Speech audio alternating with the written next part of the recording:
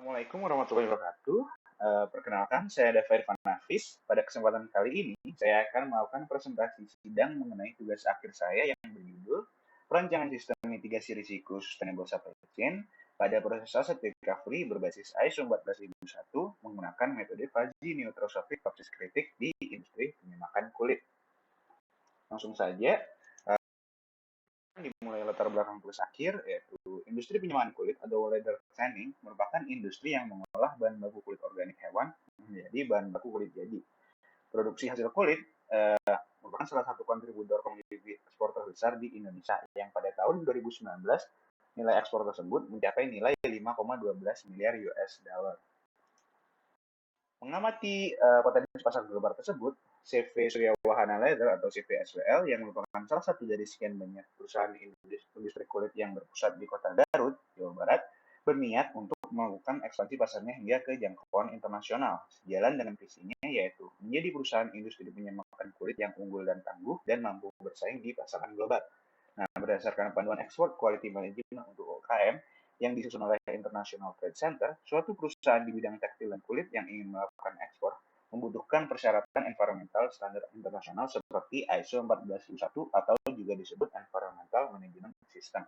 Beberapa aspek utama dari EMS ini adalah kepatuhan terhadap regulasi nasional, strategi kompetitif, dan juga integrasi lingkungan rantai pasok yang sustainable. Untuk konteks penelitian industri penyemakan kulit, regulasi yang terkait adalah sebagai berikut. Nah, dari regulasi dan juga klausul ISO 14001 dikatakan bahwa salah satu aspek manajemen lingkungan yang penting adalah pengolahan limbah, diambil dari klausul A.6.1. Nah, pada ISO 14001 juga dijelaskan perlunya suatu sistem monitoring atau pemantauan terhadap perkembangan, dijelaskan pada klausul A.9.1. EMS sendiri merupakan salah satu implementasi pertimbangan aspek lingkungan dalam konsep sustainable supply chain yang mencakup integrasi erat antara aspek lingkungan, aspek ekonomi, dan aspek sosial. Nah, reverse logistics atau RL merupakan kegiatan perencanaan, implementasi, dan pengendalian secara efisien atas bahan baku, barang dalam proses, barang jadi, dan informasi yang terkait, mulai dari titik konsumsi ke titik awal dengan tujuan untuk menciptakan nilai atas pengolahan produk atau barang pada aliran balik atau reverse flow secara tepat dengan biaya yang efektif.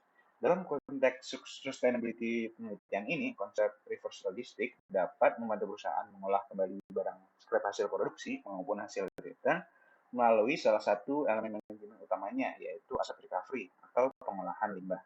Kegiatan dalam cakupan aset recovery sendiri adalah repair, reuse, remanufacture, dan recycle. Aset recovery dapat memberikan kontribusi bagi pengembangan sustainable supply chain. Untuk aspek environmental adalah pengolahan limbah itu sendiri sehingga mengurangi pencemaran.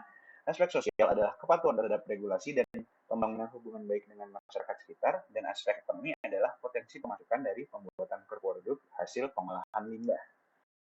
Pada perusahaan CVSWL sendiri yang berlokasi di Garut, menurut data yang didapatkan dari interview dengan pihak perusahaan, hasil produksi CVSWL berupa produk bahan kulit sapi mencapai rata-rata 228 hingga 571 lembar tiap bulannya. Disebutkan juga hampir setiap pesanan yang datang dari customer banyak terjadi klaim pengembalian atau return dengan variasi jumlah yang tidak selalu sama pada tiap kasusnya. Terkadang hanya 10 hingga 40% dari pesanan, namun juga pernah terjadi klaim pengembalian hingga seluruh produk pesanan. Nah, diamati pula dari kondisi perusahaan saat ini bahwa masih minim penerapan proses aset recovery secara menyeluruh pada limbah cair proses produksi maupun limbah pada barang scrap hasil produksi, serta juga barang yang dikembalikan atau barang return atau defect. Hal ini terjadi dikarenakan implementasi yang masih minimum dan kurangnya kejelasan dari proses bisnis untuk aktivitas aset recovery. Kurangnya pemantauan terkait hal-hal tersebut juga akan menyebabkan terhambatnya pencapaian sustainability sehingga akan mempengaruhi penilaian customer dan masyarakat sekitar terhadap perusahaan CVSWL. Usulan penyelesaian masalah dari perusahaan untuk saat ini merupakan pengembangan perbaikan proses bisnis aset recovery. Namun menurut Ho et al. Tahun 2015, dalam tahap perbaikan suatu proses bisnis diperlukan manajemen terhadap risiko yang sudah ada maupun yang akan muncul saat aktivitas proses aset recovery ditinjau. Risiko-risiko yang teridentifikasi ini dievaluasi dan diolah menggunakan metode Neutrosophic Process Critic untuk mendapatkan tingkat prioritas langkah mitigasi terhadap risiko. Untuk aspek manajemen dari risiko dapat dilakukan melalui rancangan suatu sistem monitoring dari usaha mitigasi risiko yang diolah. Sehingga hasil akhir tugas akhir ini adalah sistem monitoring mitigasi risiko pada proses aset recovery. Diagram cause and effect yang menjelaskan permasalahan perusahaan, yaitu kebutuhan pengembangan mitigasi risiko pada pengembangan proses aset recovery. Tujuan dari upaya mitigasi risiko ini adalah melakukan kontrol terhadap risiko-risiko yang sudah ada maupun yang akan teridentifikasi terkait pengembangan aktivitas proses aset recovery perusahaan dengan cara merumuskan langkah-langkah mitigasi atau mitigation actions berdasarkan klausul ISO 14001 yang relevan terhadap pengembangan proses bisnis aset recovery. Dengan begitu, perusahaan dapat mengetahui tingkat prioritas dari risiko yang ada dan langkah mitigasi yang perlu diprioritaskan terlebih dahulu demi memastikan kemajuan kinerja langkah awal dari perjalanan panjang dalam pengembangan suatu sustainable supply chain di perusahaan ini. Mengingat kembali poin penting mengenai perancangan sistem pemantauan atau juga dapat disebut sistem monitoring, sangat diperlukan adanya implementasi dari sistem tersebut yang dirancang untuk memenuhi fungsi pemantauan mitigasi risiko pada proses aset recovery. Merupakan rumusan masalah, tujuan penelitian, dan batasan penelitian. Nah, untuk rumusan masalah sendiri, yang pertama adalah bagaimana pemetaan proses bisnis aset recovery dengan implementasi aspek sustainabilitas. Yang kedua adalah bagaimana identifikasi dari risiko sustainable supply chain pada aktivitas aset recovery. Kemudian ada bagaimana formulasi dari aksi mitigasi pada risiko proses aset recovery. Dan yang terakhir, bagaimana rancangan dari sistem monitoring mitigasi risiko pada proses aset recovery. Untuk tujuan penelitian menjawab rumusan masalah tersebut dan untuk batasan penelitian dapat dilihat pada slide. Merupakan manfaat dari penelitian ini. Landasan teori yang digunakan pada penelitian ini yang pertama ada supply chain management, kemudian ada sustainable supply chain management, ISO 14001, logistik dan asset recovery, supply chain operations reference, Microsoft set, metode kritik, ini ada metode integrasi Microsoft kritik, dan pula langkah-langkah pengerjaan Microsoft kritik dengan total manajemen risiko, monitoring, perbandingan dari metode evaluasi risiko. Nah, untuk metode yang digunakan adalah metode kritik dikarenakan pada metode ini risiko dievaluasi berdasarkan kombinasi perspektif objektif dan subjektif dari para decision makers. Nah, dan juga data yang diolah menggunakan logika neuroscientific agar bisa lebih merepresentasikan kondisi real. Berikut merupakan perbandingan dengan penelitian sebelumnya dengan metode yang digunakan pada penelitian ini adalah Microsoft kritik dan kajian aspek yang ditinjau adalah make dan return. Kemudian untuk metodologi penelitian berikut menggunakan model konseptual yang didapatkan dari model berdasarkan referensi Hafner yang menjelaskan bagaimana suatu sistem dirancang. Merupakan sistematika dari penelitian ini. Yang pertama ada bagian latar belakang, kemudian bagian pengumpulan data, kemudian masuk ke untuk mitigasi risiko dan pengolahan data untuk sistem monitoring. Kemudian masuk ke bagian analisis dan evaluasi, dan yang terakhir ada kesimpulan dan saran. Ini untuk bagian pengumpulan data sendiri, yang pertama ada profil perusahaan sebagai berikut. Lokasi dari perusahaan itu sendiri. Berikut merupakan struktur dari organisasi pada CV as well. Kemudian berikut merupakan flowchart dari tahap pengumpulan data yang dikumpulkan dari 3 sumber, yaitu studi literatur, interview, dan kuesioner. Ada identifikasi proses bisnis untuk aspek make pada proses asset recovery, aspek return dari proses asset recovery. Selanjutnya adalah bisnis pendukung, yaitu proses bisnis untuk proses perbaikan atau repair, proses bisnis pendukung untuk pengolahan limbah padat. Proses bisnis yang teridentifikasi tersebut dipetakan ke dalam model skor seperti pada bagian slide berikut dan dilakukan mereka pada tabel sebagai berikut. Yang pertama ada level 1 untuk skor, level 2 untuk skor, dan level 3 yang terjadi aktivitas pada skor dan aktivitas pada perusahaan.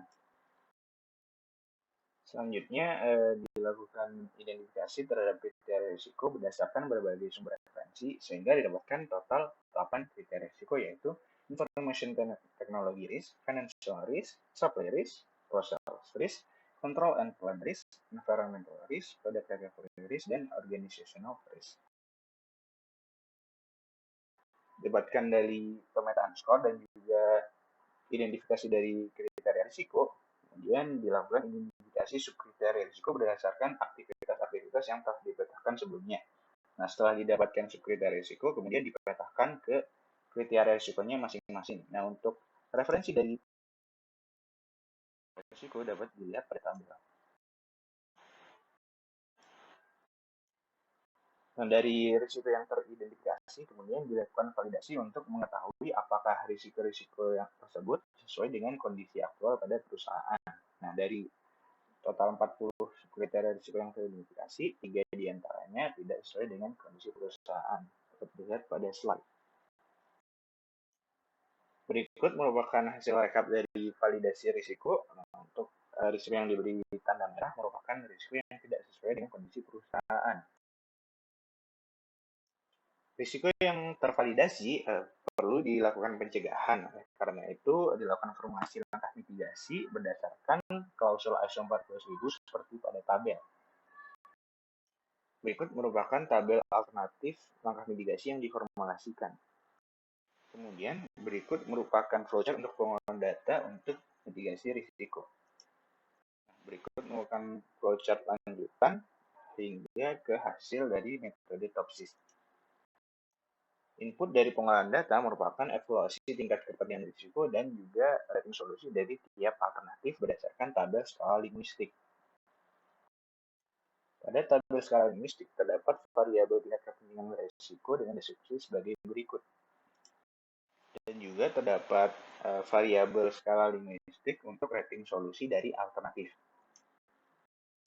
Hasil pengolahan evaluasi tersebut kemudian diterjemahkan ke dalam bentuk skala bilangan triangular neurosophic dengan rincian sebagai berikut.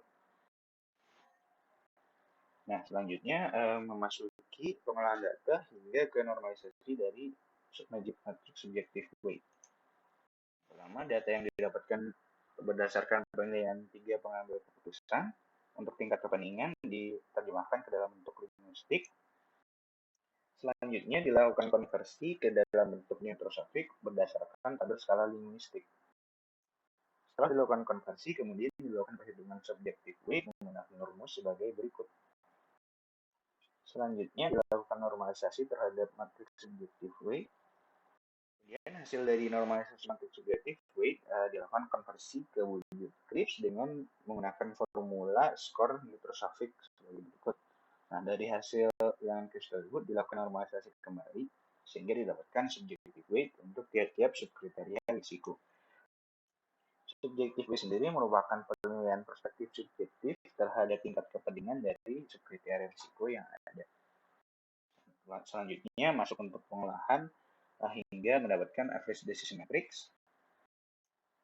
Input dari evaluasi ini juga didapatkan dari 3 decision matrix menggunakan kuesioner. Hasil evaluasi diterjemahkan ke dalam wujud linguistiknya, kemudian dikonversi ke wujud neurosophic dan dilakukan perhitungan sama seperti subjective weight untuk mendapatkan elemen dari average decision matrix. Berikut merupakan matriks average decision dari perhitungan sebelumnya. Average decision matrix kemudian dikonversi ke dalam wujud CRIPS menggunakan formula skor neurosophic. Selanjutnya memasuki pengolahan metode kritik. Pada tahap ini dilakukan transpose average decision matrix dan juga dilakukan penentuan untuk nilai ideal dan anti-ideal value dari tiap subkriteria risiko. Didapatkan nilai ideal dan anti-ideal dapat dilakukan perhitungan nilai transformasi vektor menggunakan rumus sebagai berikut. Selanjutnya dari tiap-tiap vektor tersebut dilakukan pencarian untuk standar deviasinya menggunakan rumus sebagai berikut atau fungsi SDDV pada mikrofil vektor. Standar deviasi dari tiap subkriteria risiko merepresentasikan nilai intensitas kontras yang terkandung di dalam tiap risiko tersebut. Kemudian dibangun matriks yang elemennya berisikan koefisien korelasi linear dari tiap-tiap vektor transformasi. Elemen dari matriks ini menggambarkan tingkat korelasi antara satu subkriteria dengan subkriteria lainnya berdasarkan rating solusinya. Elemen dari matriks korelasi kemudian diolah untuk mendapatkan nilai konflik antar subkriterianya.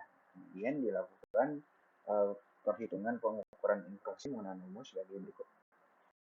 Nah, setelah didapatkan nilai pengukuran informasi, dapat dilakukan perhitungan untuk objective weight dari tiap-tiap subkriteria dengan rumus sebagai berikut.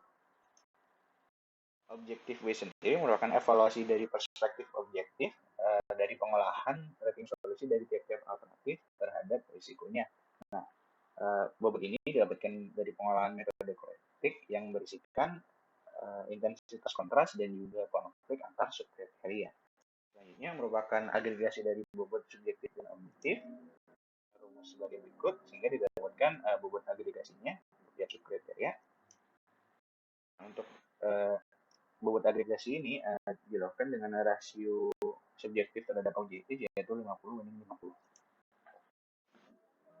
Nah, selanjutnya dilakukan perhitungan bobot kriteria yaitu akumulasi dari bobot subkriteria yang ada pada tiap-tiap kriteria. Berikut merupakan rekap hasil pengolahan risiko. Kemudian memasuki pengolahan data alternatif. Input yaitu average disease matrix sama seperti sebelumnya. Kemudian dilakukan normalisasi dengan rumus sebagai berikut. Hasil normalisasi tersebut dikalikan dengan nilai bobot agregasi untuk tiap subkriteria risiko dan didapatkan nilai sebagai berikut. Dari matriks tersebut dilakukan identifikasi untuk nilai positif ideal solution dan negatif ideal solution dari tiap-tiap subkriteria risiko sebagai berikut.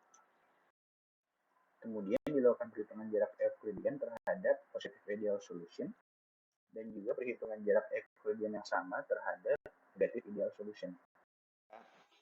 Pada tahap akhir dilakukan perhitungan untuk nilai relative closeness dari tiap-tiap alternatif dan nilai relative closeness sebagai berikut. Nah, semakin tinggi nilai relative closeness berarti semakin tinggi pula tingkat prioritas dari alternatif tersebut. Berikut merupakan rekap hasil data alternatif dari pengolahan. Selanjutnya memasuki tahap perancangan sistem. Pertama-tama dilakukan identifikasi terhadap kebutuhan sistem, yaitu untuk fungsional dan non-fungsional. Dilakukan identifikasi aktor juga yang terlibat dalam sistem, serta perancangan data input dan output pada sistem. Perlu dilakukan juga pembuatan use case diagram dari interaksi yang ada pada sistem, serta dibuat juga use case skenario dari tiap-tiap use case yang ada. Untuk platform software yang digunakan untuk perancangan adalah Microsoft Excel, mempertimbangkan dari skala perusahaan.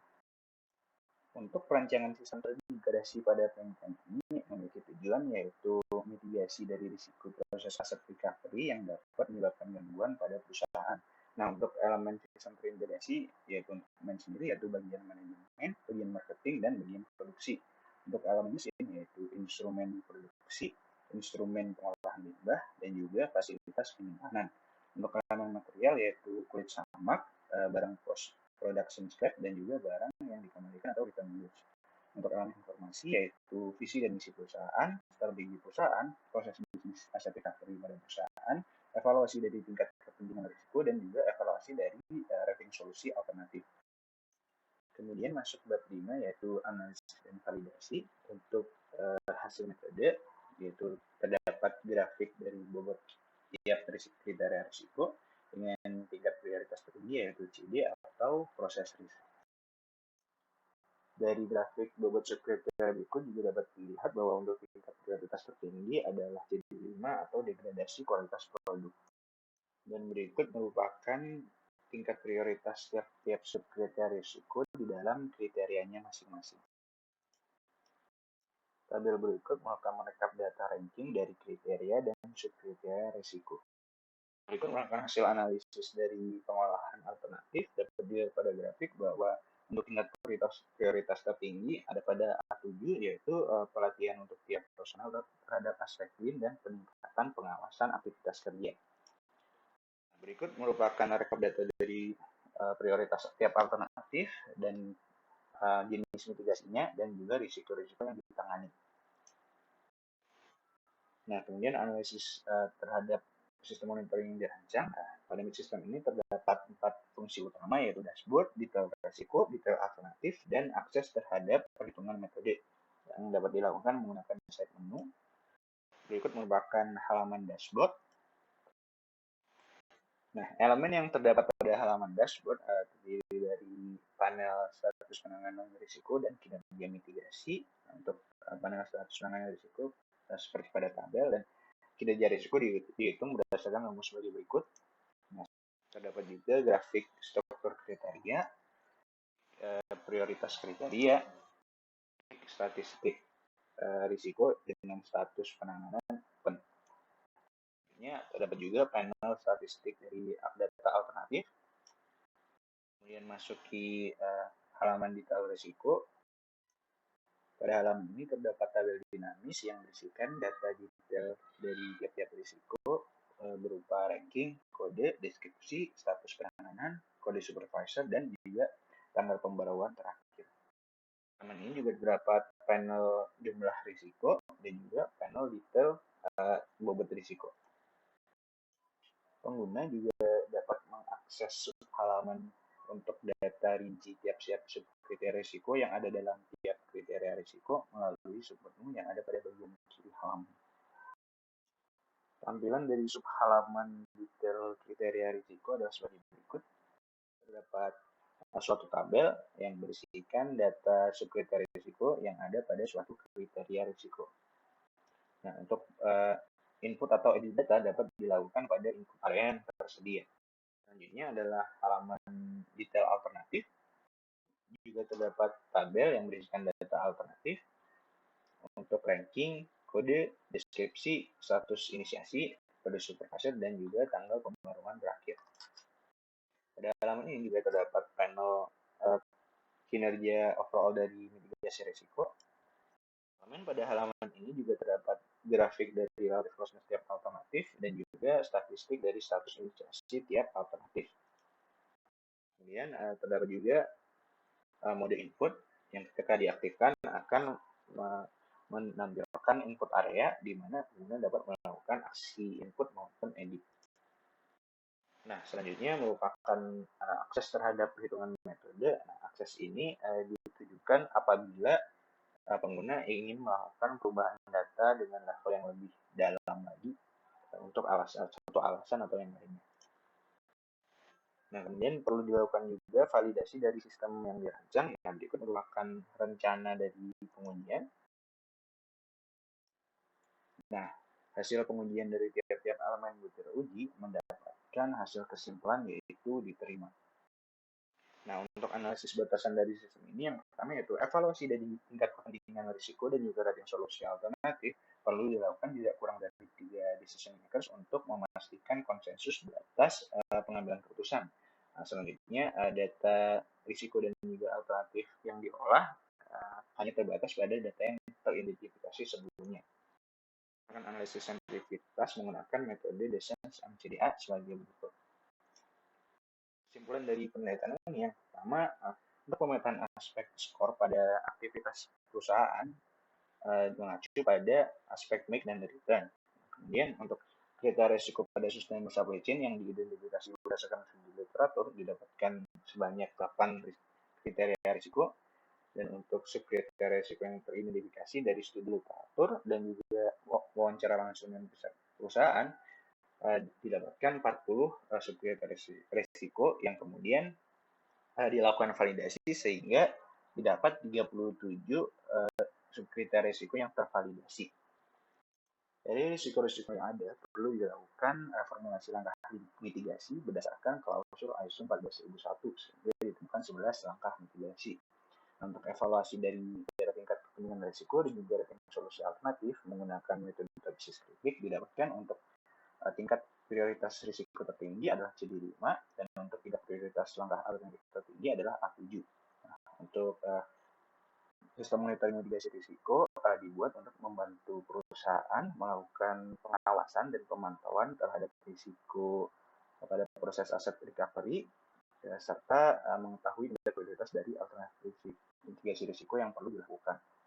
Terdapat 4 fungsi utama yaitu dashboard, detail risiko, detail alternatif, dan akses terhadap perhitungan metode. Nah, dan berikut merupakan saran dari penelitian ini. Sekian, terima kasih atas perhatiannya. Wassalamualaikum warahmatullahi wabarakatuh.